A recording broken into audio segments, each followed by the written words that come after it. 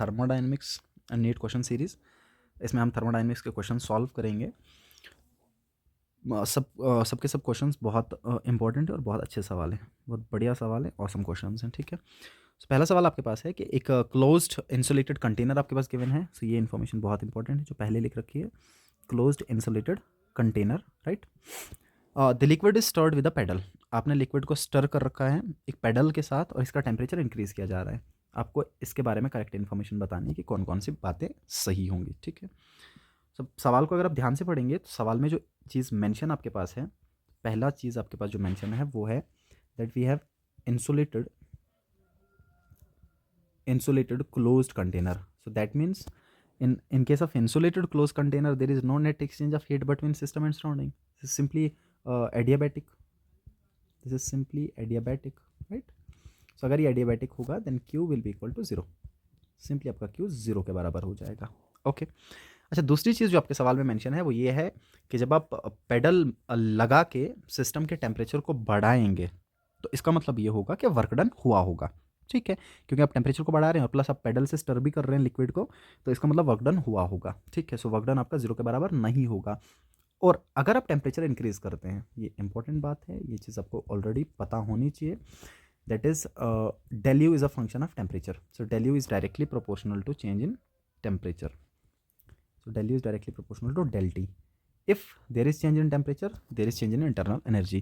अब सवाल में ये मेंशन है that there is increase in temperature. So if there is increase in temperature, then there is increase in internal energy as well. So that means this del u will not be equal to 0. So आपका जो del u है ये भी 0 नहीं होगा क्योंकि temperature बदल रहा है तो इंटरनल एनर्जी बदलेगा। Now from flat, from first law of thermodynamics, del u is equal to q plus w, right? del u is equal to q plus w. अब q तो 0 हो गया तो जो आपका del u है वो w के बराबर हुआ। अब क्योंकि आपका del u 0 नहीं है तो आपका w भी 0 नहीं होगा। So similarly w will not be equal to 0, so आपका w भी 0 नहीं होगा।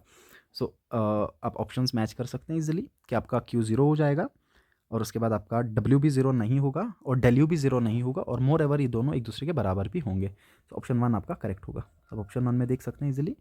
ऑप्शन 1 में आपका del u is equal to W, दोनों बराबर हैं, दोनों 0 के इक्वल नहीं है, बट क्यू आपका 0 के इक्वल है। सो ऑप्शन 1 आपका करेक्ट होगा। ठीक है, से आपका आ गया question number 1।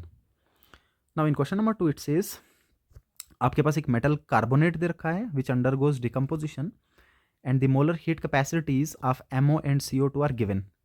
So we have to, CO3 का भी गिवन है, so we have to calculate del Cp. Okay, simply we have to go for del Cp. So in question 2 we have to calculate del Cp for a given decomposition reaction of MCO3.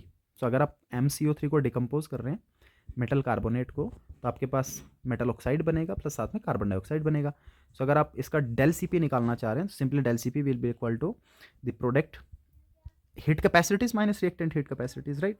अब product में आपके पास क्या है, product में CO2 है और MO है, तो हम सिंपली क्या कर लेंगे, इन दोनों की एंथैल्पीज को सम करेंगे और इसमें से रिएक्टेंट की एंथैल्पी को माइनस कर देंगे। सो CO2 का एंथैल्पी आपके पास गिवन है 30, सो से 30.5 प्लस इसमें हम MO की एंथैल्पी सम कर लेंगे और MO का एंथैल्पी आपके पास 51.4 दे रखा है और इसमें से माइनस कर लेंगे मेटल कार्बोनेट जो आपके पास रिएक्टेंट है इसकी इसकी हीट कैपेसिटी को जो आपके पास दे रखा है 110.4। ओके, सो इसको प्लस करने पे और इसमें से ये वाला जो आपका 110.4 है इसको माइनस करने में आपका जो वैल्यू आ जाएगा दैट इज इक्वल टू, क्योंकि ये वाली टर्म ज़्यादा है, माइनस वाली टर्म ज़्यादा होगी आपके पास, सो आपका आंसर आ जाएगा -28.5 जोल केल्विन इनवर्स मोल इनवर्स। ठीक है, ये आपका आंसर हो जाएगा। लेकिन सवाल में 20, ओके, सवाल में आपको जोल्स में लिखना है, ये भी जोल में दे रखा है। ठीक है, सो इसको बेसिकली आपको किलो जोल में कन्वर्ट करना है, राइट। आपको इसको किलो जोल में कन्वर्ट करना पड़ेगा, अदरवाइज आपको कोई आंसर मैच नहीं करेगा। सो आपको सिंपली इसको किलो जोल में कन्वर्ट करना है। सो किलो जोल में ये 1000 से डिवाइड कर देंगे हम। सो 1000 से डिवाइड करने पे ये आ जाएगा -0.0285 किलो जोल मोल इनवर्स केल्विन इनवर्स। सो आपका फाइनल आंसर हो जाएगा किलो जोल में। ठीक है, अब ऑप्शन 1 और ऑप्शन डी दोनों सेम है, बस साइन चेंज है। तो आपको पता है कि जो आपका टोटल चेंज आ रहा है del Cp में वो नेगेटिव आ रहा है, सो आपका ऑप्शन डी करेक्ट हो जाएगा। सो option D will be the correct option. Okay, अच्छा, क्वेश्चन नंबर 3 आपका कहता है कि the enthalpy of neutralisation for a given reaction और आपको ये ध्यान में भी रखना है कि जब कभी स्ट्रॉन्ग एसिड और स्ट्रॉन्ग बेस का न्यूट्रलाइजेशन होगा, so in that case the enthalpy of neutralization is constant and that is equal to 57 kilojoule per mole in case of strong acid and strong base neutralization. जब आपके पास strong acid और strong base neutralization दिया होगा उस time पे enthalpy of neutralization आपका constant होगा and that is equal to 57 kilojoule per mole, जो सवाल में मेंशन है। Okay, then after that it says that calculate the amount of heat released when 0.28 mole of NaOH is titrated against 0.28 mole of HCl। ठीक है, straight forward सवाल आपका है। आपको ये पता है कि अगर 1 मोल NaOH, जो मैंने सवाल में भी लिख दिया, अगर 1 मोल NaOH का टाइट्रेशन 1 मोल HCl के साथ किया जाए तो उस टाइम पे जो आपका एंथैल्पी चेंज आता है वो है 57। इतना एनर्जी रिलीज हो जाएगा उस टाइम पे। ठीक है, अब आपको ये बता रखा है कि अगर आप 0.28 मोल NaOH को टाइट्रेट कर दो 0.28 मोल HCl के साथ तो फिर कितना आएगा सर? 1 मोल के लिए अगर इतना चेंज है तो 0.28 मोल के लिए कितना चेंज आएगा? देन फॉर 0.28 मोल सिंपली आपको मल्टीप्लाई करना पड़ेगा, राइट?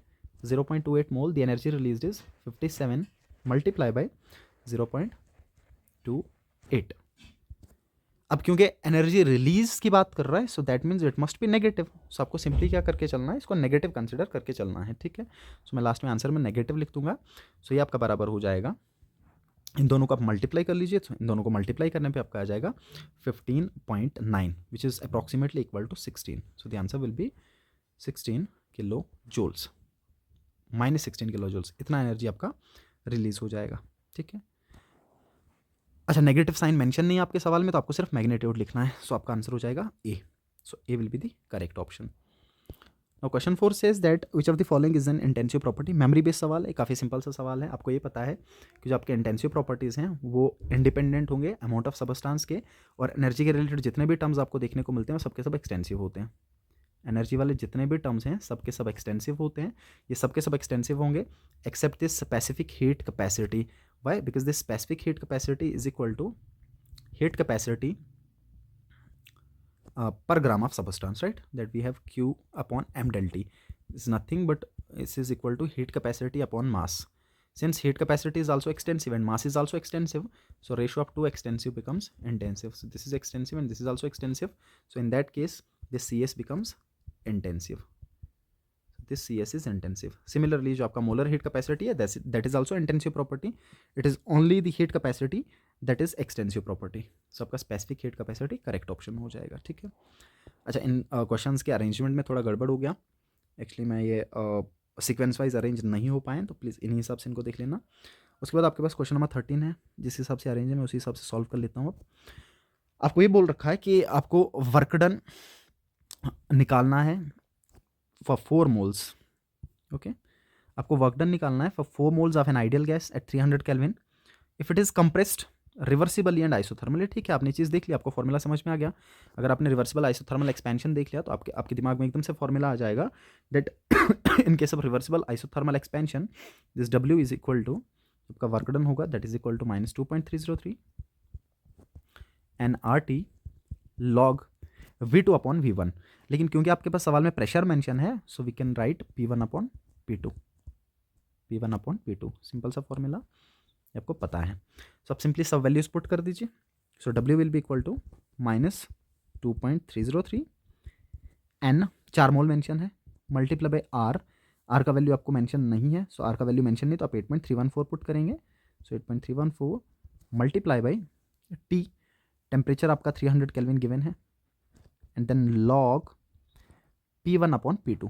सो सवाल में आपका P1 मेंशन है and then this P1 is 1.5 into 10⁵ newton per meter square. ठीक है, upon P2 is 5.5 into 10⁶ newton per meter square. ठीक है जी।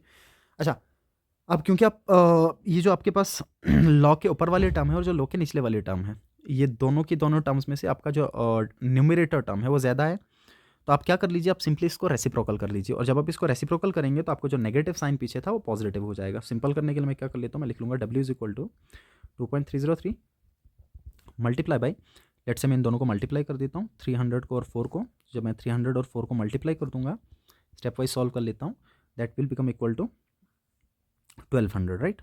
1200 multiply by 8.314. Okay, then we have log,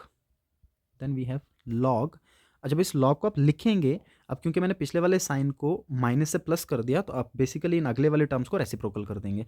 सो ये बराबर हो जाएगा आपके पास 5.5 multiply by 10⁶ upon 1.5 multiply by 10⁵। अब इसको सॉल्व करना इजी होगा। 10⁵ आप नीचे से कैंसिल कर लीजिए, 10⁵ ऊपर से कैंसिल कर लीजिएगा और फिर आपके पास लॉग का मिनिमम वैल्यू आ जाएगा जो आप पुट कर सकते हैं, ठीक है। और इस सब को सॉल्व करने पे आप इसको सॉल्व कर लीजिए और इस सब को सॉल्व करने पे मल्टीप्लाई कर लेना, लॉग का वैल्यू पुट कर लीजिए आप सिंपली इसको, और इन सब को सॉल्व करने पे जो आपका आंसर बनेगा वो बनेगा 3.5। So we have 3.5 multiply by 10⁴ joules. ये आपका फाइनल आंसर हो जाएगा, ठीक है। सो इसका करेक्ट ऑप्शन आपको देखने को मिलेगा option B. Option B will be the correct option, ठीक है। यहाँ से आप इसको कैसे करेंगे ध्यान में रखिएगा, 5 कैंसिल कर लीजिए, ऊपर आपके पास 10 बचेगा और ये आपके पास ओवरऑल हो जाएगा log 550 अपॉन 15, ठीक है। इतना आ जाएगा आपके पास, क्योंकि ऊपर आपके पास 55 अपॉन 15 आएगा, पॉइंट खत्म कर लीजिए और 55 को 10 से मल्टीप्लाई कर दीजिए तो 550 अपॉन 15 आ जाएगा। और जब इस 550 अपॉन 15 को आप डिवाइड कर लेंगे, then we have 550 divided by 15। जब इसको आप सॉल्व करेंगे तो यह आ जाएगा आपके पास log 36, ठीक है। या आप चाहो तो इस वाले पे अलग से लॉग लगा सकते हो, दैट इज़ 55 अपॉन 15 पे अलग से लॉग लगा लो और log 10 का वैल्यू 1 पुट कर लो, वैसे भी ये सॉल्व हो जाएगा इसलिए उस तरीके से आप इसको सॉल्व कर सकते हैं। तो आपका फाइनल आंसर ये देखने को मिल जाएगा। ओके, नेक्स्ट क्वेश्चन आपके पास है, मैं इसको थोड़ा रब कर लेता हूँ सेकेंड।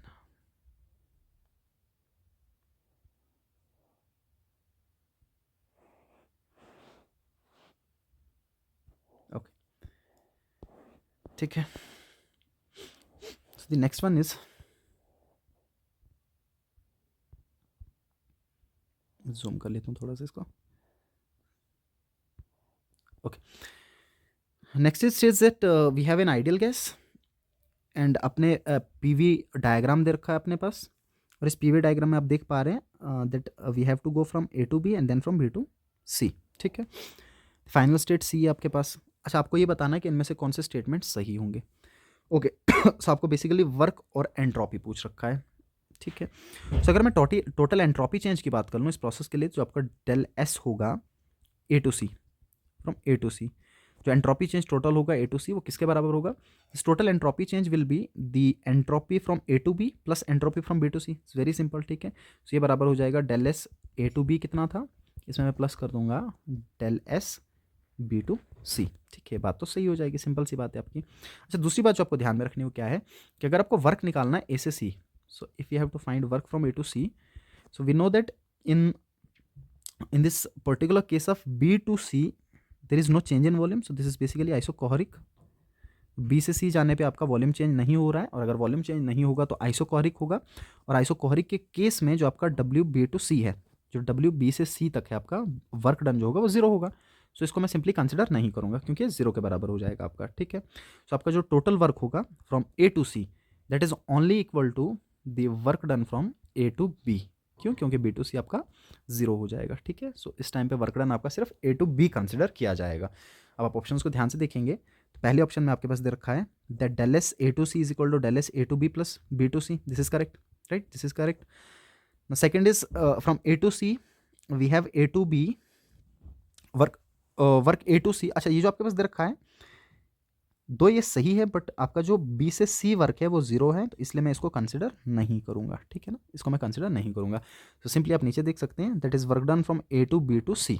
ए से बी और बी से सी जाने पे जो आपका टोटल वर्क डन होगा that is equal to work done from A to B only. क्यों? क्योंकि बी से सी आपका आइसोकोहरिक था, तो ये स्टेटमेंट भी आपका सही होगा।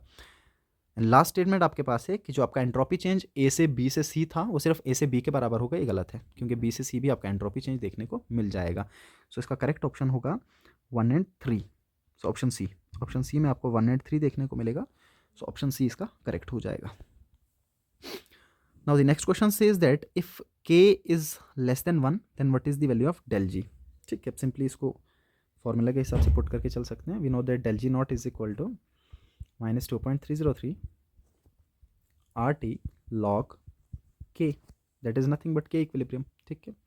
अगर आपके के इक्विलिब्रियम का वैल्यू लेस देन 1 है, इसका मतलब अगर ये वैल्यू नेगेटिव है, सो अगर आपके के का वैल्यू नेगेटिव है, सो ये नेगेटिव और ये नेगेटिव मिलकर पॉजिटिव बना लेंगे, तो उस टाइम पे आपका जो डेल जी का वैल्यू है वो पॉजिटिव आ जाएगा। और अगर आपका डेल जी का वैल्यू पॉजिटिव आया तो आपका प्रोसेस नॉन स्पॉन्टेनियस होगा, ठीक है। कुल मिला के आपका डेल जी पॉजिटिव हो जाएगा। सो इसका करेक्ट ऑप्शन होगा option D. So option D will be the correct option. Now the next says that we have molar heat capacity of aluminum at 25 joule Kelvin inverse mole inverse. Okay, the heat required, okay, आपको heat required निकालना है, कितना heat लगेगा, ठीक है। सो आपको simply put करना है, सब चीज़ें गिवन है, ठीक है, फॉर्मूला आपको पता है। सो मोलर हीट कैपेसिटी आपके पास गिवन है, we know that molar heat capacity is equal to this, molar heat capacity will be equal to heat capacity per mole, that is nothing but Q upon n del T. सही है, formula physical chemistry में basically आपको formula ध्यान में होने चाहिए, unit conversion आपको ध्यान में होना चाहिए और अप्लाई करना आना चाहिए, इसलिए आप सॉल्व कर सकते हैं, ठीक है।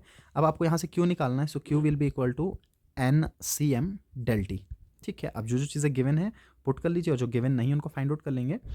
सो यहाँ से आपका जो क्यू आ जाएगा that will be equal to n, so number of mole कितना हो जाएगा, this is not mention, so we have to calculate mole first. So mole will be equal to mass by molar mass, mass आपके पास 54 mention है and aluminium का molar mass आपके पास 27, ये दे भी रखा है, this will be equal to 2, simply mole आपका 2 आ जाएगा, multiply by molar heat capacity which is mention and that is 25, okay, multiply by change in temperature, जो आपका टेम्परेचर चेंज होगा और डिग्री सेल्सियस में भी वही होगा और केल्विन में भी वही होगा, आपको कन्वर्ट करने की जरूरत नहीं है, ठीक है।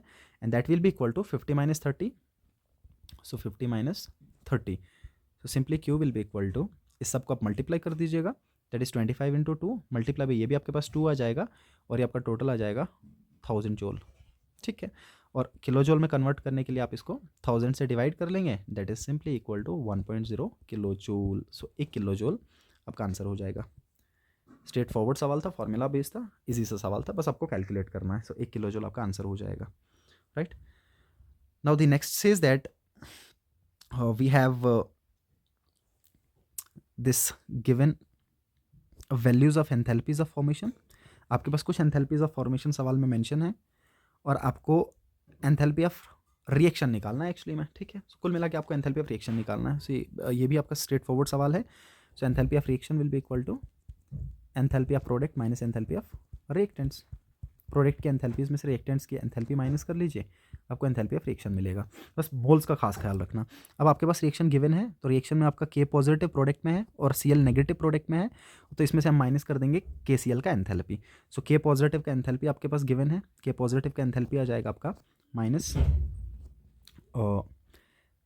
60.04 प्लस सी एल नेगेटिव का एंथैल्पी भी गिवन है and that is -40, right. This will be -40 और इस सब में से हम माइनस कर देंगे एंथैल्पी ऑफ रिएक्टेंट जो आपके पास गिवन है के सी एल का, दैट इज -104.18, 104 लिख लेता हूँ मैं, ठीक है।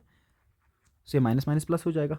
अब इस सबको सॉल्व कर लीजिए इजीली। जब सॉल्व करेंगे आप तो आपका आंसर आ जाएगा इसको प्लस करने पे और ये माइनस माइनस प्लस, इसमें से माइनस करने पे जो आपका टोटल आंसर आएगा दैट इज़ 4.14 किलो कैलोरीज, क्योंकि सवाल में किलो कैलोरीज में मेंशन कर रखा है, ठीक है। सो ये आपका फाइनल आंसर हो जाएगा दैट इज़ 4.14। सिंपल सा सवाल था, ये भी स्ट्रेट फॉरवर्ड था। बस ध्यान में रख लेना कि आपका जो आंसर आ रहा है वो पॉजिटिव आ रहा है, क्यों क्योंकि अगली वाली जो टर्म आपकी है ना ये ज़्यादा हो जाएगी। अब सिंपली इधर से देख सकते हैं, ठीक है। This will B minus minus plus, ये 104 आ जाएगा और इसको आप सम करेंगे अगर तो ये आ जाएगा आपका 100 के बराबर करीब करीब।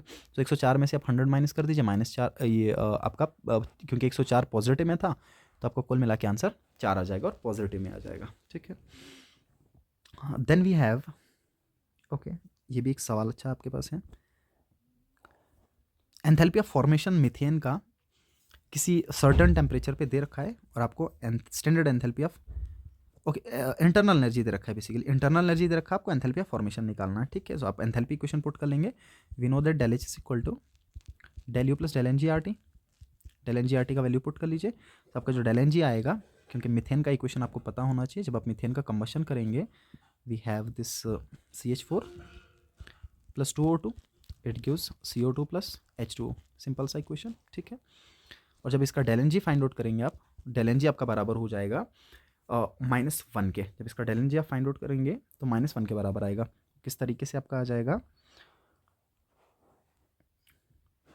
Sorry this is not combustion, this is actually formation, एक second, this is not combustion, this is actually formation of methane, एक second, this is formation of methane not combustion of methane. मैं कंबशन ऑफ मीथेन पुट कर रहा हूँ, actually formation of methane mention कर रखा है।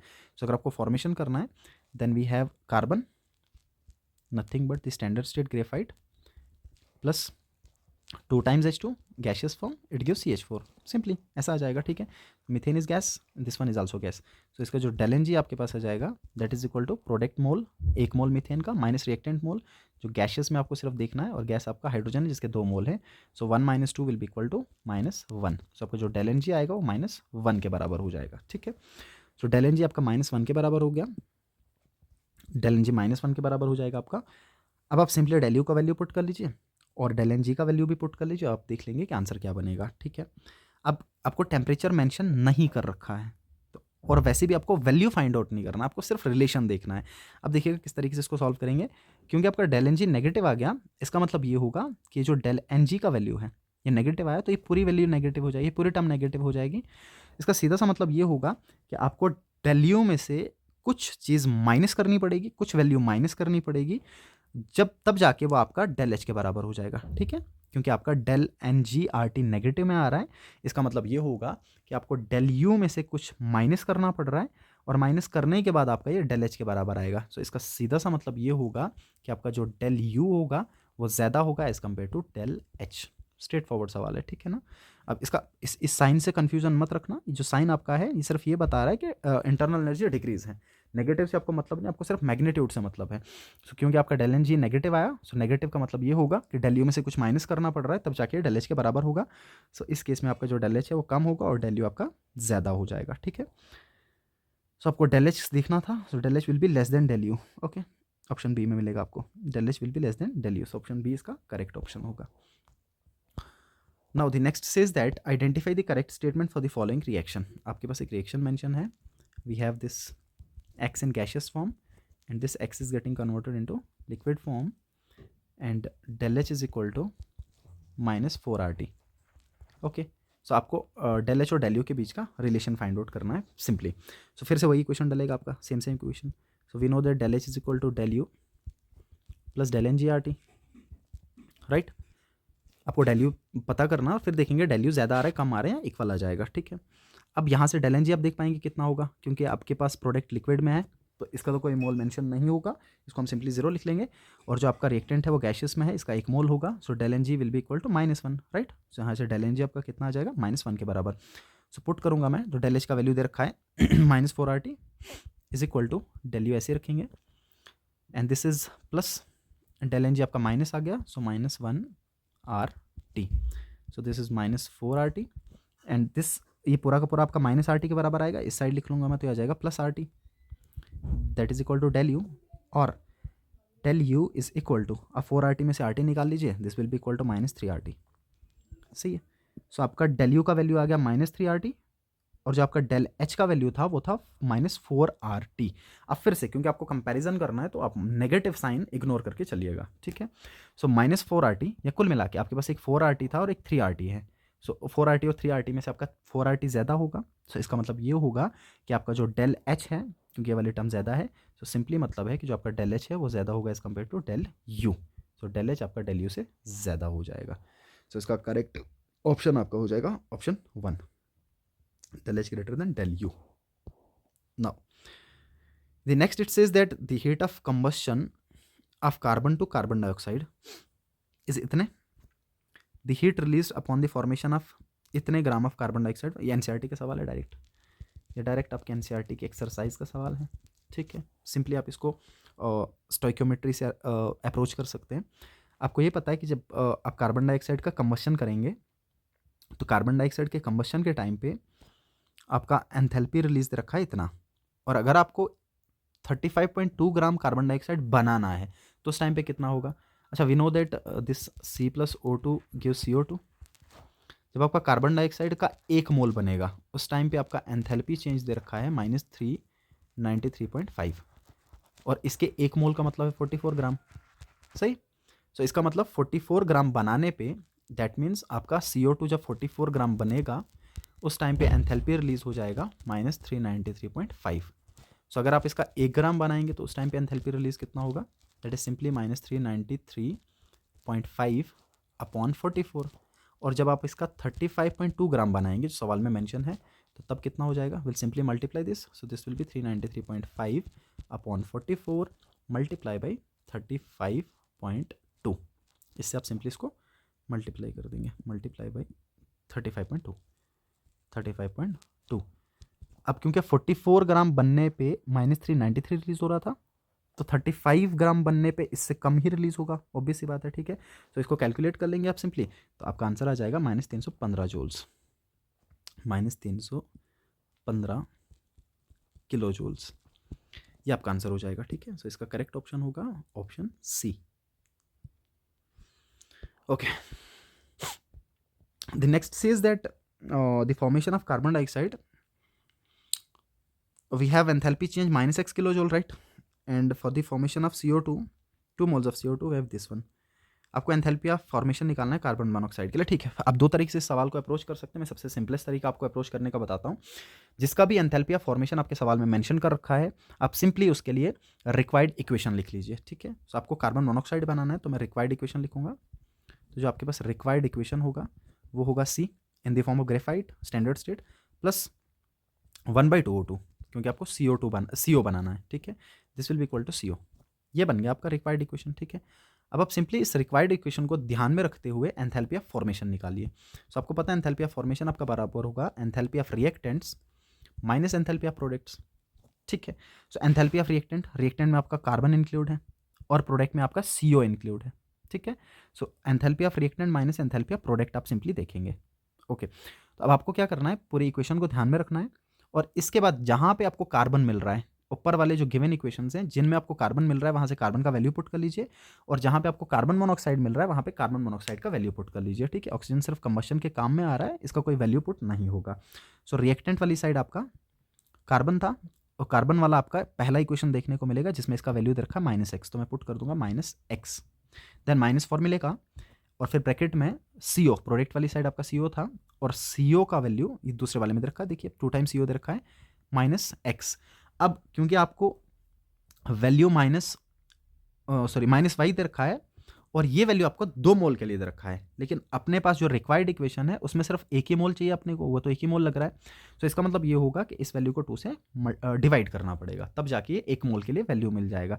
आप सिंपली इसको रीअरेंज कर लीजिए, तो ये बराबर हो जाएगा -x and this will B minus plus y/2, so -x plus y/2, और इसी को मैं मल्टीप्लाई कर लूँ इस साइड तो ये आ जाएगा 2x -2x plus y upon 2, या y को मैं पहले लिख लूँ तो this will be equal to y minus 2x upon 2।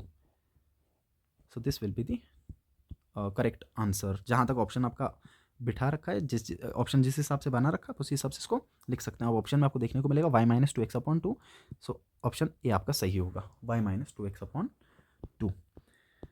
Okay, the next it says that the temperature of a system decreases in n। अच्छा सवाल ये भी कि आपका किस इसमें से किस कंडीशन में आपका टेम्परेचर डिक्रीज करेगा, ठीक है। तब ध्यान में रख लीजिएगा जब आप एक्सपेंशन की बात करेंगे, मान लीजिए मैं एडियाबैटिक एक्सपेंशन की बात कर लेता हूँ, तो मैं एडियाबैटिक एक्सपेंशन की बात कर लेता हूँ, एक्सपेंशन। अब आपको ये पता है कि जब आप एडियाबैटिक एक्सपेंशन की बात करेंगे तो आपका Q तो 0 होगा, Q विल बी 0, ठीक है।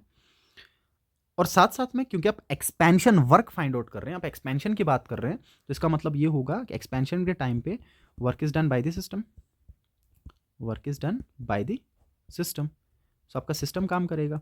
And since Q is 0, so that means del U is equal to W।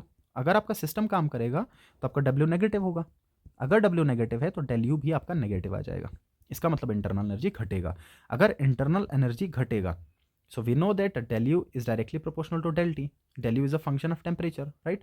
If there is simply without any आप ऐसा मान लीजिए कोई भी इक्वेशन पुट किए बगैर, मैं इसको लॉजिकली आपको बता रहा हूँ, अगर टेम्परेचर का डिक्रीज होगा, अगर इंटरनल एनर्जी का डिक्रीज होगा तो टेम्परेचर का भी डिक्रीज देखने को मिल जाएगा, ठीक है। सो क्योंकि एडियाबैटिक प्रोसेस था तो क्यू जीरो हो गया, और उस टाइम पे फर्स्ट लॉ ऑफ थर्मोडायनेमिक्स के अकॉर्डिंग आपका डेल यू डब्ल्यू के बराबर हो गया। क्योंकि एक्सपेंशन हो रहा है तो सिस्टम आपका काम करेगा, तो सिस्टम आपका काम करेगा तो वर्क नेगेटिव होगा। सिमिलरली आपका डेल यू भी नेगेटिव होगा। सो अगर आपका डेल यू नेगेटिव है तो डेल टी भी नेगेटिव होगा, इसका मतलब टेम्परेचर घटेगा। So there is decrease in temperature, so there is temperature decrease, and आपका प्रोसेस का कुल मिला के कूलिंग होगा। So remember this, in adiabatic expansion cooling takes place, adiabatic expansion में आपका कूलिंग होगा। सो इसका जो करेक्ट आंसर आपको देखने को मिलेगा that is option D, adiabatic expansion, not compression, compression में उल्टा हो जाएगा, ठीक है ना। सो एडियाबैटिक एक्सपेंशन में आपको टेम्परेचर, आइसोथर्मल तो वैसे भी कट जाता, आइसोथर्मल में तो टेम्परेचर चेंज जीरो होता, ठीक है, ऑप्शन वैसे भी कटता और ये ऑप्शन वैसे भी कट जाता, और एडियाबैटिक कंप्रेशन में बढ़ जाता है क्योंकि उस टाइम पे सिस्टम पे काम होता है। तो इसका करेक्ट ऑप्शन ऑप्शन डी हो जाता। Okay, the next says that आपके पास एंथैल्पी चेंज, अच्छा आपको एंथैल्पी चेंज कैलकुलेट करना है जब 1 ग्राम वाटर को आप फ्रीज करेंगे 0 डिग्री सेल्सियस पे, और इसका एंथैल्पी ऑफ फ्यूजन दे रखा है, ठीक है। जो जो आपके पास गिवन चीज़ें आप उसको लिख लीजिए और आप सिंपली इसका एंथैल्पी कैलकुलेट कर सकते हैं। तो गिवन आपके पास enthalpy of fusion, enthalpy of fusion आपको दे रखा है 1.435 kilo calories per mole, okay, इतना एंथैल्पी ऑफ फ्यूजन आपके पास होगा। अच्छा, अब इस बात को आप समझ लीजिए कि एंथैल्पी ऑफ फ्यूजन जो आपके पास है, इसका मतलब जो वाटर आपके पास दे रखा है, वाटर लिक्विड फॉर्म से सॉलिड फॉर्म में, H2O सॉलिड, जब आप लिक्विड फॉर्म से सॉलिड फॉर्म में जाएंगे तो आप फ्रीज कर रहे हैं, जो आपको पूछा गया है, जो आपको फाइंड आउट करना है, ठीक है। इसका डेल एच आपको फाइंड आउट करना है, और इसी का जो रिवर्स प्रोसेस होगा दैट इज सॉलिड से लिक्विड जब आप आएंगे, सॉलिड से लिक्विड का मतलब मेल्टिंग या फ्यूजन, तो ये वैल्यू आपके पास दे रखा है, जो एंथैल्पी ऑफ फ्यूजन आपके पास है वो आपके पास दे रखा है दैट इज 1.43, ये आपके पास गिवन है। So enthalpy of fusion given है, और बेसिकली आपको इसके रिवर्स प्रोसेस के लिए एंथैल्पी ऑफ एंथैल्पी ऑफ, आपको एंथैल्पी निकालना है किस चीज़ के लिए, लिक्विड से फ्यूजन दे रखा, मेल्टिंग का दे रखा है, और आपको लिक्विड से सॉलिड जाना है 1 ग्राम ऑफ, ओके, आपको फ्रीजिंग के लिए निकालना है, राइट, आपको फ्रीजिंग के लिए एंथैल्पी ऑफ फ्रीजिंग आपको निकालना है। अच्छा, क्योंकि ये इक्विलिब्रियम में काम होगा तो जो बेसिकली आपका डेल एच एफ का वैल्यू होगा वही आपके एंथैल्पी ऑफ फ्रीजिंग का भी वैल्यू होगा, बस आपका साइन बदल जाएगा, क्योंकि आपको ये पता है कि जब आप मेल्ट करेंगे तो मेल्ट करने पे आपका जो डेल एच है आपको हीट देना पड़ता है, तो इसलिए डेल एच पॉजिटिव होता है। लेकिन जब आप इसी चीज़ को फ्रीज करेंगे तो फ्रीजिंग के टाइम पे आपका डेल एच नेगेटिव होगा, ठीक है। तो आपका सिंपली इसको नेगेटिव में आपको कन्वर्ट करना पड़ेगा, ठीक है। अब क्योंकि 1 ग्राम के लिए पूछा गया है और जो नीचे एंथैल्पी ऑफ फ्यूजन का वैल्यू दे रखा है, आप सवाल को समझिए, ये जो आपके पास डेल एच फ्यूजन दे रखा है, सो डेल एच फ्यूजन आपके पास मेंशन कर रखा है 1 मोल के लिए, ऑब्वियसली स्टैंडर्ड वैल्यू दे रखा है, इसका मतलब ये हुआ that for 1 mole of water, and 1 mole of water is nothing but it's gram molecular mass that is 18 ग्राम।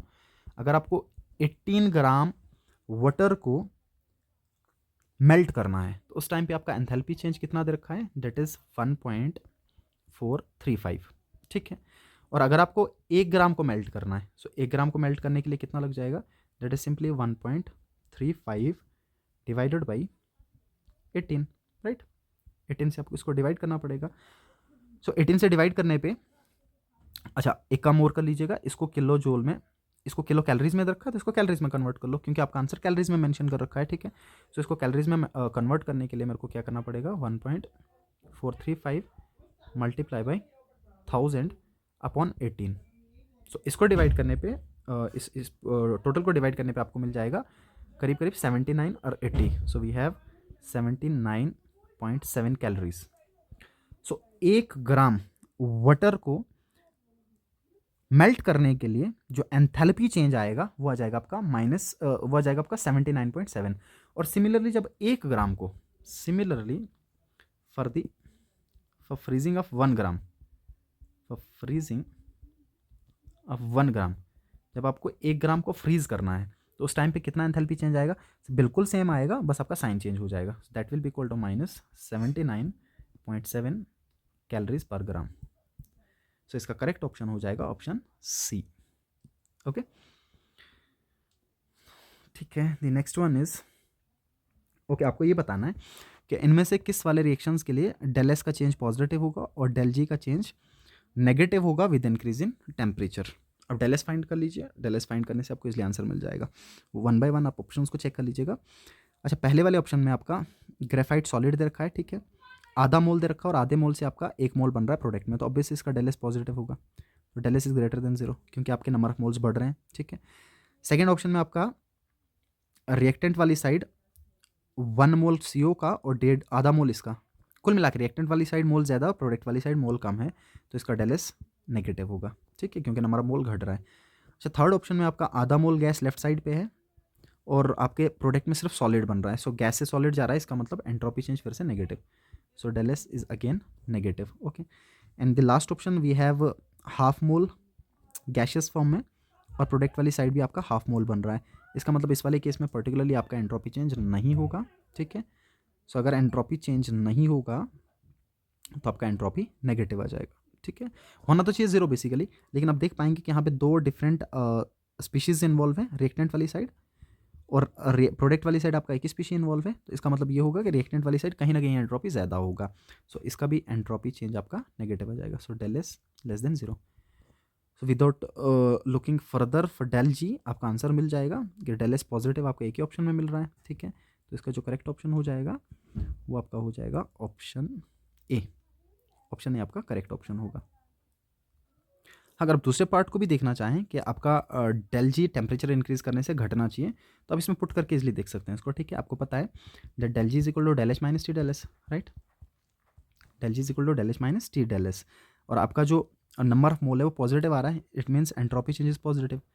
सो अगर आपका एंट्रोपी चेंज पॉजिटिव है तो आपको सिंपली क्या करना है, क्योंकि डेल एच मेंशन तो नहीं है बट डेल एच आपका पॉजिटिव होगा, एंथैल्पी चेंज आपका पॉजिटिव होगा, एंथैल्पी ऑफ रिएक्शन आपका पॉजिटिव होगा क्योंकि आपका कम्बशन किया जा रहा है, ठीक है, ग्रेफाइट को जलाया जा रहा है, इस टाइम पे एनर्जी आपने प्रोवाइड किया होगा, ठीक है।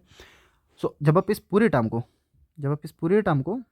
इस डेल टी एस वाले टर्म को इंक्रीज करेंगे उस टाइम पे आपका, क्योंकि टेम्परेचर इंक्रीज करने से नेगेटिव ये जो आपका नेगेटिव टर्म है ये बढ़ता जाएगा, तो आपका डेल जी घटता जाएगा।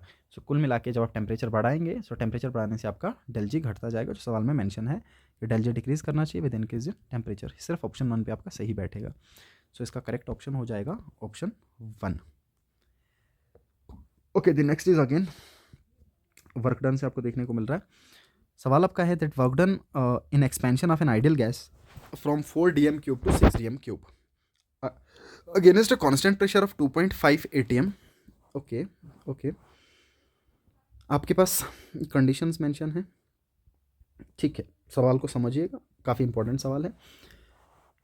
आपने एक्सपेंशन वर्क डन आपके पास दे रखा है और एक्सपेंशन वर्क डन जो आप निकालेंगे, दिया नहीं एक्चुअली में, उसके रिलेटेड जो डाटा आपके पास वो दे रखा है। सो वो वर्क डन आपका यूज़ होगा 1 मोल पानी को हीट करने के लिए 20 डिग्री सेल्सियस पे, आपको फाइनल टेम्परेचर निकालना है, ठीक है। सो 2 टर्म्स आपस में कनेक्टेड कर रखी हैं, 2 चीज़ें आपस में, 2 कॉन्सेप्ट्स आपस में कनेक्ट कर रखे हैं। एक तो स्पेसिफिक हीट कैपेसिटी का कॉन्सेप्ट कनेक्ट कर रखा है, दूसरा वर्क का। अच्छा, एक चीज़ आपको ये पता है that work done during work done जो आपको निकालना है, वर्क डन जो आपको फाइंड आउट करना है during irreversible process, that is equal to minus P external into del V simply, ठीक है। तो हम वर्क डन पहले फाइंड आउट कर लेंगे, minus P external that is minus 2.5 सवाल में मेंशन है, इंटू डेल वी, और जो वॉल्यूम का चेंज आपको मेंशन है that is 6 - 4 final volume minus initial volume, तो इसको मल्टीप्लाई करने पे आपका आ जाएगा -5 litre atm, right, 5 litre atm आ जाएगा। अब इसको सिंपली हम जॉल्स में कन्वर्ट कर लेंगे क्योंकि आपका जो स्पेसिफिक हीट कैपेसिटी वो जॉल में मेंशन है। सो जॉल में कन्वर्ट करने के लिए एज यू नो दैट इसको 101.3 से मल्टीप्लाई करना पड़ेगा, so this will become equal to -506.5 joules. So joule में कन्वर्ट कर दिया, तो इसको जॉल में कन्वर्ट करने के लिए हमने 101.3 से मल्टीप्लाई कर दिया। अब ये आपका वर्क डन आ गया, ये तो आपने वर्क डन निकाल लिया, ठीक है। अब सवाल में आप एक और चीज़ देखेंगे कि सवाल में आपका मेंशन कर रखा है कि जो आपका एक्सपेंशन है, जो आपका एक्सपेंशन हो रहा है ये कांस्टेंट टेम्परेचर पे होगा। सो अगर आपका कांस्टेंट टेम्परेचर पे काम होगा, so that means the process is isothermal, right. So isothermal process है, and in case of isothermal process there is no change in temperature, so there is no change in internal energy, so del U becomes equal to 0. Now if del U is equal to 0, then we know that del U is equal to Q plus W, so that means Q plus W becomes equal to 0, that means Q plus W will be equal to 0, and simply Q will be equal to minus W। So आप simply यहाँ से heat निकाल सकते हैं। जो आपका work हुआ यही आपका हीट के बराबर होगा, बस आपका साइन चेंज हो जाएगा। सो आपका वर्क कितना हो जाएगा, वर्क था आपका माइनस 506। सो मैं माइनस लगा दूंगा फॉर्मूले का, and this will be equal to minus 506.5। So minus minus plus and we get 506.5 joules. So इतना हीट रिलीज होगा, इतना हीट आपका बेसिकली रिलीज हो रहा है, ठीक है ना। सो इतना हीट रिलीज होगा। अब ये जो हीट यूज़ हुआ, ये हीट आपको 1 मोल पानी को हीट अप करने के लिए लगेगा, और आपको स्पेसिफिक हीट कैपेसिटी दे रखी है और फाइनल टेम्परेचर पूछा है। सो अब कुछ नहीं करना आपको, सिंपली स्पेसिफिक हीट कैपेसिटी के फॉर्मूले को आप पुट कर लीजिए और आपका खुद ब खुद आंसर बन जाएगा। अब आपको ये पता है that specific heat capacity is equal to Q upon M del T, right. So specific heat capacity दे रखा है, सो मेरे को डेल टी फाइंड आउट करना है क्योंकि फाइनल टेम्परेचर निकालना है। सो मैं डेल टी को यहाँ पे लेके आऊँगा, del T will be equal to Q upon MCS। अच्छा, Q आपके पास फाइंड आउट कर लिया आपने, दैट इज़ 506.5 अपॉन M, मास आपके पास मेंशन कर रखा है, ठीक है। सो मास आपके पास नहीं, 1 मोल मेंशन किया हुआ है। सो अगर आपके पास 1 मोल मेंशन है तो मास कितना आ जाएगा, 18 ग्राम वाटर का, ठीक है। That means 18 gram, okay. So divided by 18 multiply by CS को डिवाइड में लेके आऊँगा, और स्पेसिफिक हीट कैपेसिटी मेंशन है दैट इज़ 4.18। सो इन सबको डिवाइड करने पे आपका जो डेल टी मिलेगा दैट इज़ 6.7 डेल टी का वैल्यू आ जाएगा, ठीक है। अब एक टेम्परेचर तो सवाल में पहले मेंशन है, आपका 20 डिग्री सेल्सियस ऑलरेडी मेंशन है। सो अगर 20 डिग्री सेल्सियस ऑलरेडी मेंशन है, 20 degree Celsius is 293 already mention है, और टेम्परेचर का चेंज आ गया आपका 6.7। So already 20 degree Celsius mention था, 20 डिग्री सेल्सियस का मतलब 293, और चेंज आ रहा है 6.7 का, ठीक है। तो इसका मतलब जो आपके पास टेम्परेचर बचेगा वो कितना बच जाएगा, टेम्परेचर चेंज आपने निकाल लिया, इसमें से माइनस कर लीजिएगा कुल मिला के। ना एक्चुअली माइनस नहीं करना आपको, एक्चुअली में आपको फाइनल टेम्परेचर पूछा गया है। अच्छा, पहले 20 डिग्री था, ओके, और उसके बाद जब आपने फाइंड आउट किया तो 6.7 डिग्री आ गया, ठीक है। तो आपको सिंपली इसको प्लस करना पड़ेगा, फिर इसको सिंपली प्लस कर लीजिए, तो आपका टेम्परेचर प्लस करने के बाद हो जाएगा 26.7 degree Celsius final temperature water का। क्योंकि वाटर का ऑलरेडी एक दे रखा था, 20 डिग्री पे पानी पहले से था, और आपने जो काम किया उस वर्क के टाइम पे आपका जो टेम्परेचर में चेंज आया वो 6.7 का आया, ठीक है। इतना टेम्परेचर आपका चेंज आया। सो इसका मतलब आपका जो फाइनल टेम्परेचर हो जाएगा वो हो जाएगा 26। सो इसका करेक्ट ऑप्शन हो जाएगा option D. Now the next question is a cylinder of gas supplied by Bharat petroleum is assume to contain इतने केजी ऑफ ब्यूटेन, ठीक है, इतने केजी ब्यूटेन प्रेजेंट है आपका, and family requires 20,000 kg of energy per day for cooking, then butane gas in cylinder last for approximately, okay okay okay. अगर आपके cylinder के अंदर, जो सिलेंडर आपके पास मेंशन है, जो आपके पास सिलेंडर गिवन है, इस सिलेंडर में, इस सिलेंडर के अंदर आपका जो गैस है वो है आपका 11.5 kg, ठीक है। इतना गैस ब्यूटेन आपके पास प्रेजेंट है, और जो फैमिली इसको यूज़ कर रही है वो पर डे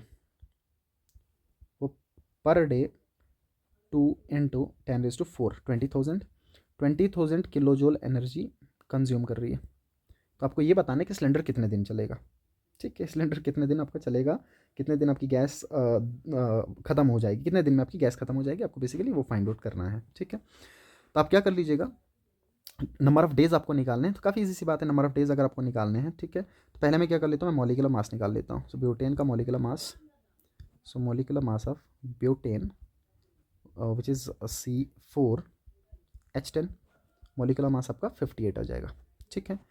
अच्छा, 11.5 kg में कितना एनर्जी होगा पहले मैं वो फाइंड कर लेता हूँ। अब यहाँ पे आपके पास एंथैल्पी ऑफ कंबशन दे रखा है, ये एंथैल्पी ऑफ कंबशन जो आपके पास मेंशन है, इस सवाल में एंथैल्पी ऑफ कंबशन आपके पास मेंशन है, तो ऑब्वियस है ये आपका 1 मोल के लिए दे रखा होगा, ठीक है। तो मैं क्या कर लेता हूँ, मैं 11.5 kg के लिए फाइंड आउट कर लेता हूँ, ठीक है। मैं लिख लूँगा energy produced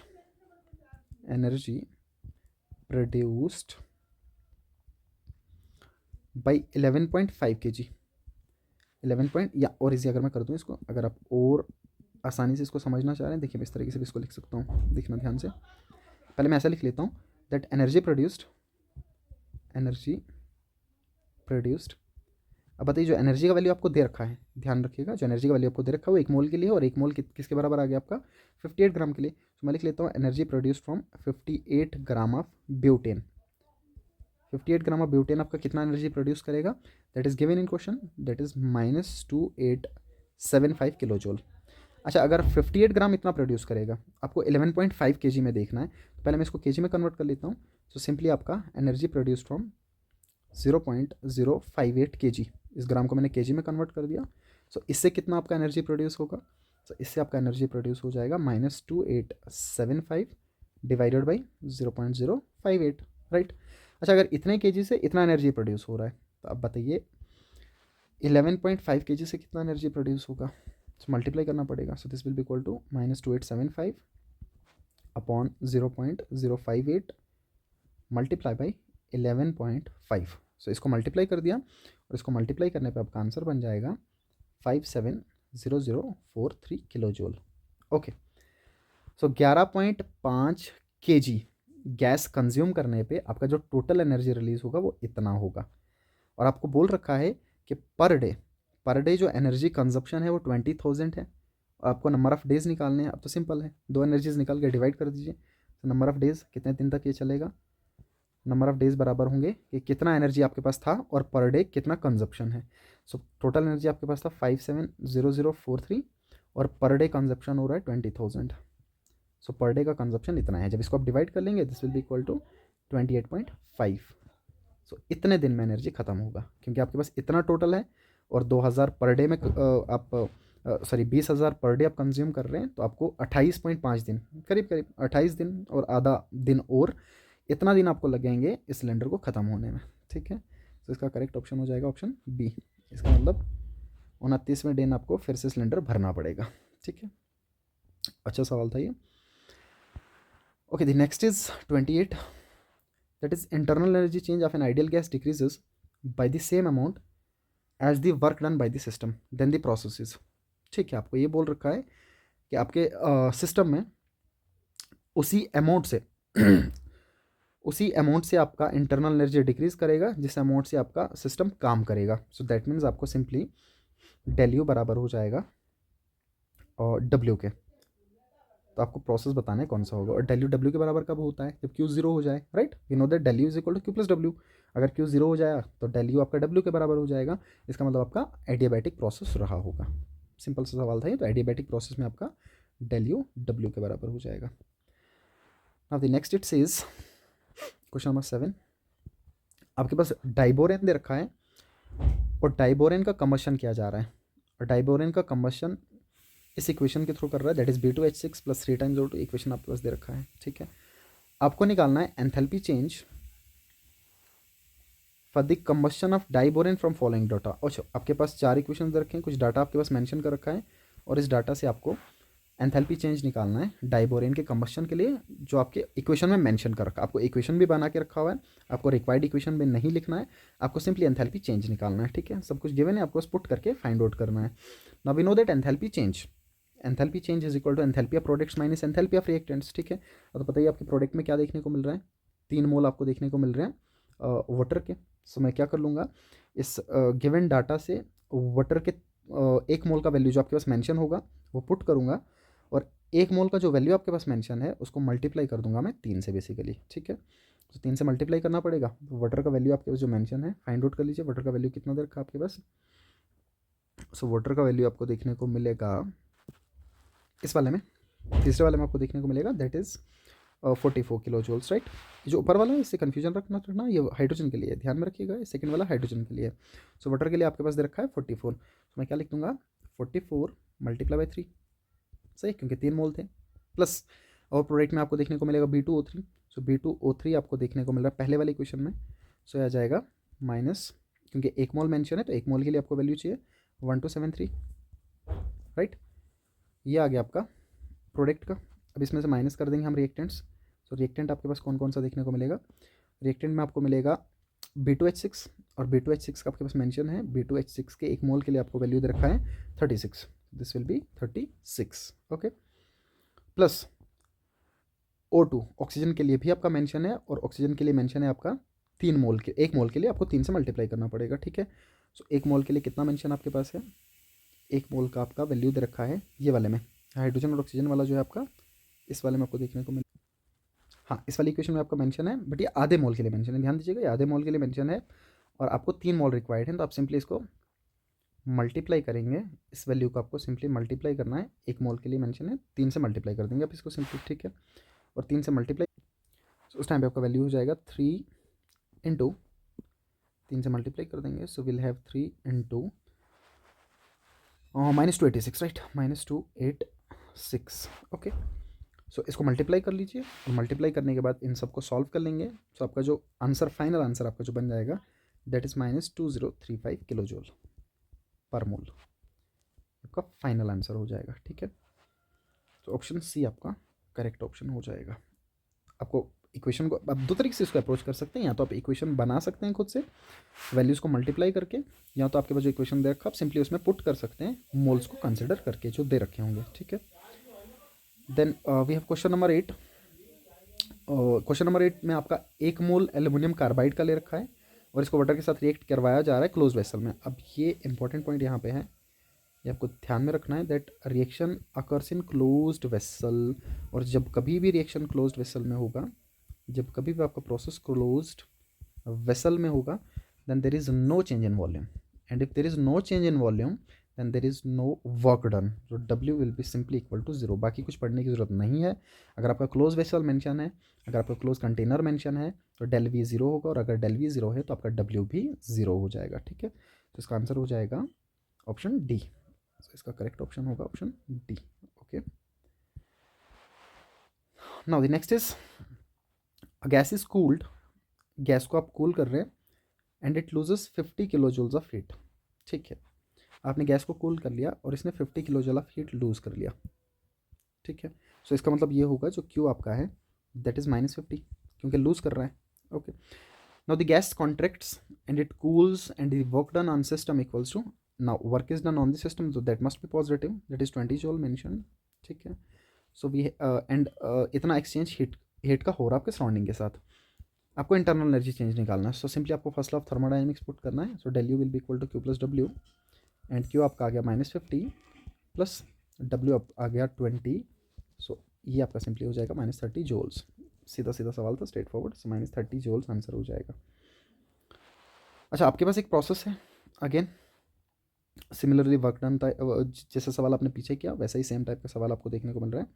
first law of thermodynamics पे बेस्ड है कि आपका एक प्रोसेस है जिसमें इतना अमाउंट ऑफ वर्क सराउंडिंग पे कर रहा है सिस्टम, ठीक है। तो इसका मतलब सिस्टम काम कर रहा है बाय एब्जॉर्बिंग इतने जूल ऑफ हीट, सिंपल सा है। फिर से अगेन वही है, क्योंकि एब्जॉर्ब कर रहा है तो हीट आपको पॉजिटिव होगा, so Q will be 60, and क्योंकि वर्क डन सिस्टम कर रहा है सराउंडिंग पे तो work done will be negative, that is -245।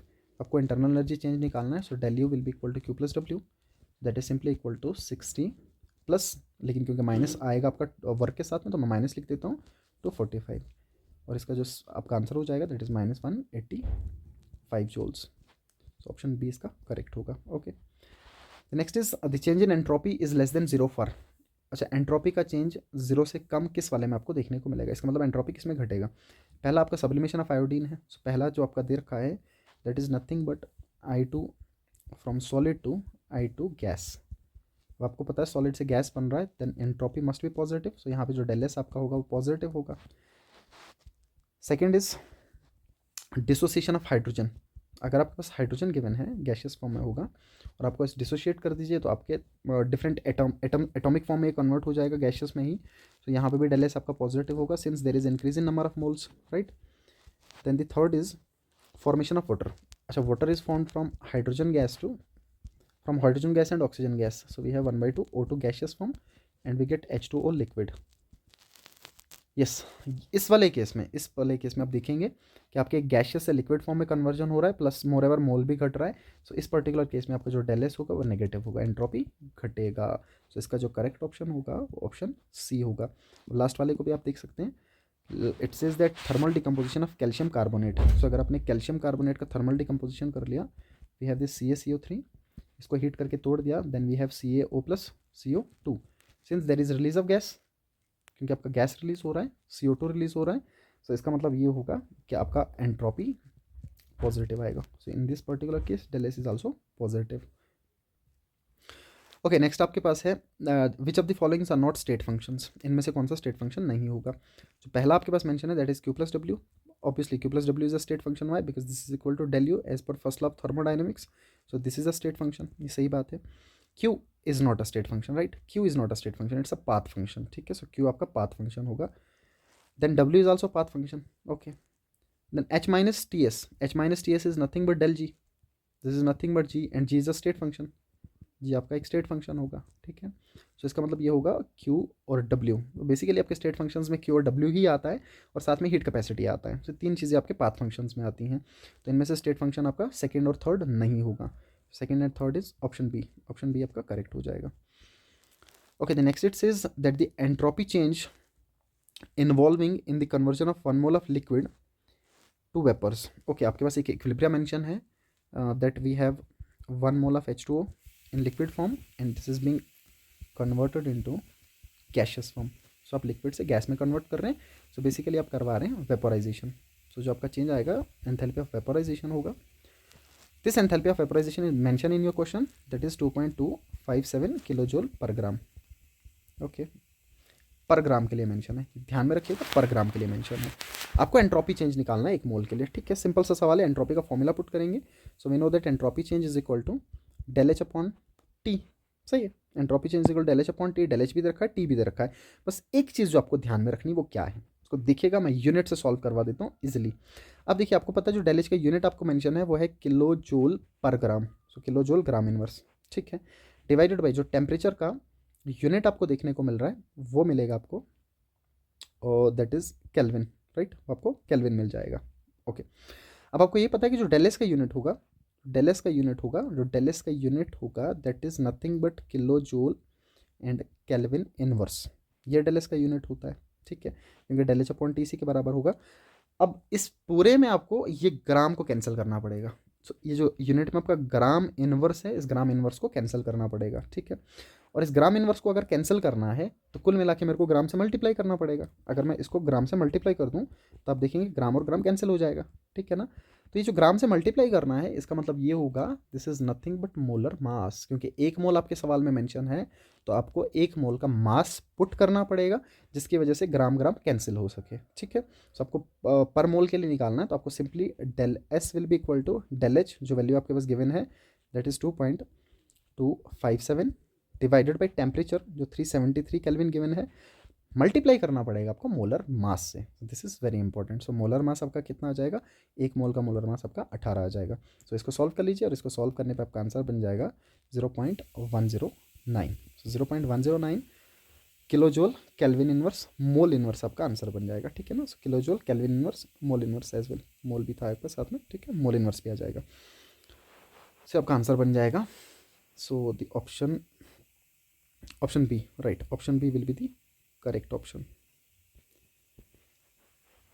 Okay, the next one is the heat of combustion of methane is इतने and the heat of combustion of इतने kg of methane is. Straight forward सा सवाल आपका है.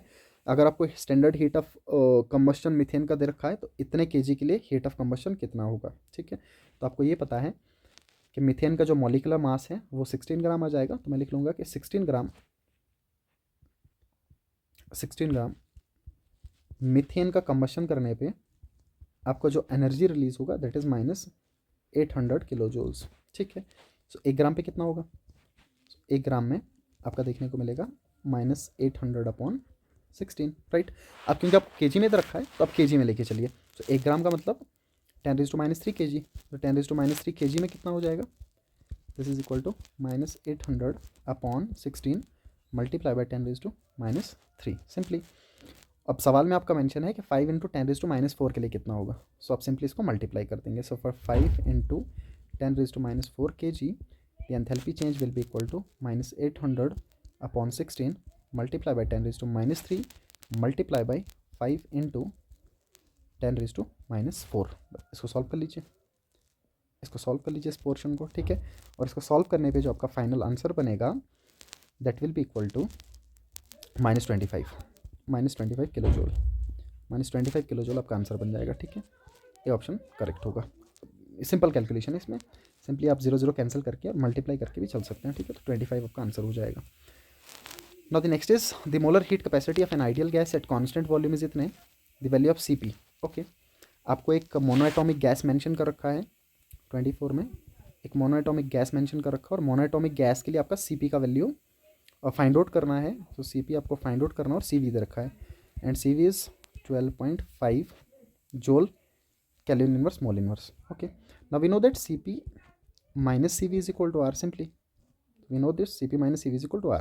So Cp will be equal to R plus Cv, ठीक है, R plus Cv के बराबर हो जाएगा। And Cp will be equal to, क्योंकि आपका ये जो वैल्यू मेंशन है ये जोल्स में मेंशन होगा, ठीक है, तो आप जोल्स का वैल्यू पुट कर लीजिएगा, ये किसके बराबर आ जाएगा। ओके, सो R का वैल्यू पुट कर दीजिएगा 8.314 प्लस, क्योंकि जोल्स में है, और आपका Cv का वैल्यू दे रखा है 12.5, ठीक है। तो इसको मैं अगर सम कर लूँ तो दिस विल बी 12.5 प्लस 8.3, ये आपका आ जाएगा, सो 20.8 समथिंग आ जाएगा, ठीक है। तो मैं इसको अप्रॉक्सीमेटली 21 लिख लेता हूँ, सो 21 जोल्स, ठीक है। जोल्स में इतना वैल्यू आ जाएगा आपका Cp का। ओके, आपके क्वेश्चन में कैलोरीज में मेंशन है एक्चुअली में, ठीक है, तो आपको कैलोरीज में कन्वर्ट करना पड़ेगा, ठीक है। So we know that 1 calorie is actually equal to 4.2 joules and 1 joule will be equal to 1 upon 4.2 calories. So आपको सिंपली इसको 4.2 से डिवाइड करना पड़ेगा, so this will be equal to 21 upon 4.2, right. So ये आपका आ जाएगा अराउंड ऑफ, अब करीब करीब 5 के आ जाएगा, ठीक है ना, 5 सिंस 5 हो 20, सो करीब करीब 5 के आ जाएगा आपका, सो करीब करीब 5 के आंसर आपका हो जाएगा कैलोरीज में। ऑप्शन बी में, बिल्कुल ऑप्शन बी में आपको देखने को मिल रहा है 4.9, सो ऑप्शन बी इसका करेक्ट ऑप्शन आपको देखने को मिल जाएगा। Okay, now in the next it says, मैं इसको रब कर लेता हूँ सो दैट मैं यहाँ पे इसको सॉल्व कर पाऊँ नेक्स्ट वाले को। नेक्स्ट क्वेश्चन में आपका बोलता है कि मोलर हीट कैपेसिटी इथेनॉल का 0.4 जोल पर मोल है, पर केल्विन पर मोल में। आपको स्पेसिफिक हीट कैपेसिटी निकालना है, ठीक है। So there is a direct formula, there is a direct relation between specific heat capacity and molar heat capacity. So we know that specific heat capacity is equal to molar heat capacity upon molar mass. ये direct relation है इन दोनों के बीच का, आप directly put करके solve कर सकते हैं। So specific heat capacity that is CS will be equal to molar heat capacity जो सवाल में मेंशन है, that is 0.4 divided by molar mass. अब इथेनॉल का मोलर मास आपको निकालना है, देन वी हैव C2H5OH। इसका टोटल मोलर मास निकाल लीजिए, 12 into 2 plus 5 into 1 plus 16 plus 1, this comes out to be 46 gram per mole. So divided by 46, and इसको solve करने पे आपका आएगा 2.4 जोल केल्विन इनवर्स ग्राम इनवर्स। ये आपका फाइनल आंसर हो जाएगा, ठीक है। सो आपका फाइनल आंसर हो जाएगा 2.4, ऑप्शन ए में मिलेगा आपको, option A is the correct option. Okay, now next it says that the standard entropies of P2 Q2 and PQ3 are this and this respectively।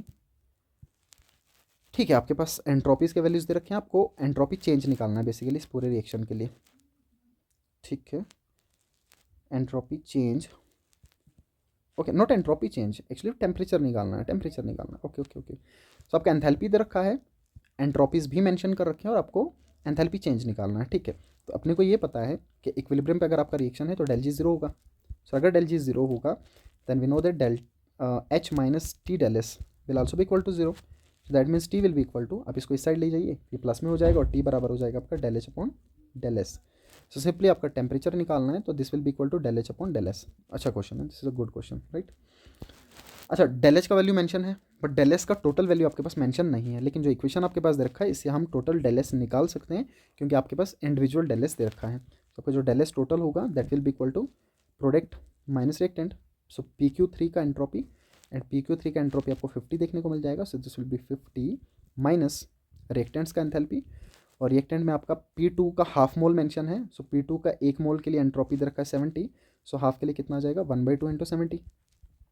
Okay, plus आपका 3/2 Q2 mention है, सो मैं लिख लूँगा 3/2 multiply by Q2 का entropy आपको दे रखा है क्वेश्चन में 30, सही है। तो इसको सॉल्व कर लेंगे, सो इसको सॉल्व करने के बाद ये आ जाएगा 50 माइनस 70 का आधा आ जाएगा 35 प्लस और 30 into 3 this becomes 90 upon 2 is 45। सो इसको सिंपली सॉल्व करने पे आपका आ जाएगा -30।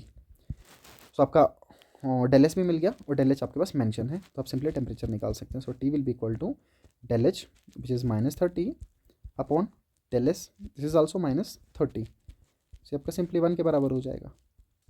ठीक है, ये आपका सिंपली 1 के बराबर हो जाएगा। ओके,